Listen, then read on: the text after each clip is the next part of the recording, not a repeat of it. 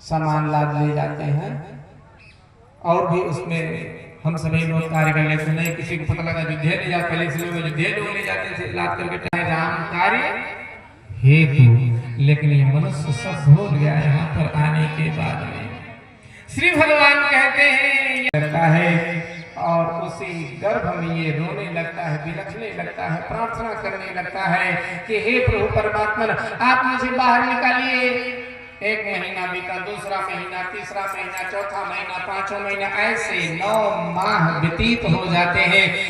ये बार बार भगवान से गिड़गिड़ाता है, कहता है प्रभु आप मुझे बाहर निकाल दीजिए। भगवान कहते हैं बाहर निकल कर क्या करेगा तू?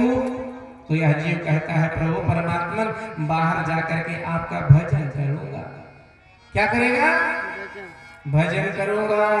ये बार बार कह करके आता है प्रभु भजन करूंगा, आपका भजन करूंगा।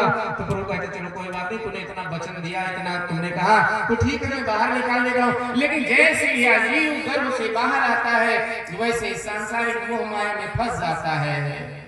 जन्म लेते ही रोने लगता है तो माताएं कहते हैं चुप हो जा, क्या कहा बाबा देख ये बुआ है।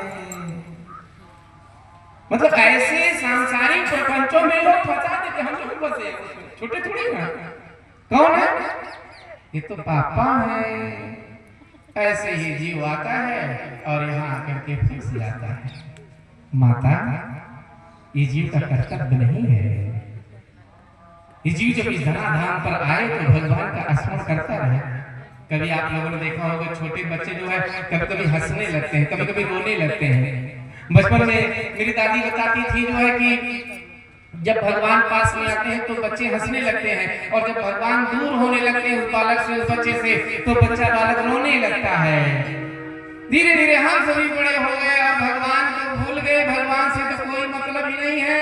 भगवान को तब आते हैं जब दुख कोई आता है, तब जब कोई विपत्ति आती है तब भगवान याद आते हैं। दुख में सुमिरन सब करे, सुख में करे न कोई, और जो सुख में सुमिरन करे तो दुख काहे को होय, तो दुख काहे को होय।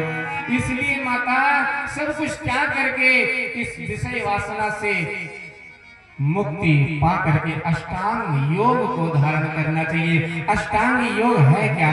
सर्वप्रथम आता है अष्टांग योग में यम, फिर नियम, फिर आसन, फिर प्राणायाम, फिर प्रत्याहार, फिर धारणा ध्यान, फिर उसके बाद समाधि।